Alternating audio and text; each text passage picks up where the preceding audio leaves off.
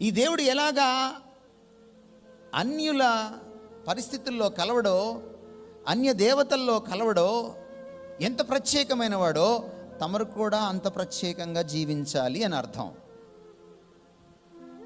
అందుకనే అన్య సంప్రదాయాల్ని, కట్టుబాట్లని, ఆనవాయితీల్ని మనం పాటించకూడదు. మన ఈ మధ్య నేను తెలంగాణలో ఒక పెళ్ళికి నన్ను స్నేహితుడు వాళ్ళ అక్కగారి కూతురు పెళ్ళి అంటే వెళ్ళాను. వెళ్తే నేను ప్రసంగించేశాను, అయిపోయింది, కూర్చున్నాను. ఎందుకు వచ్చాను ఈ పెళ్ళికి అనిపించింది నాకు. పాస్టర్ గారు పెళ్లి చేసి మన భారతీయులో మన సంప్రదాయ ప్రకారం తాళి అని మొదలెట్టాడు.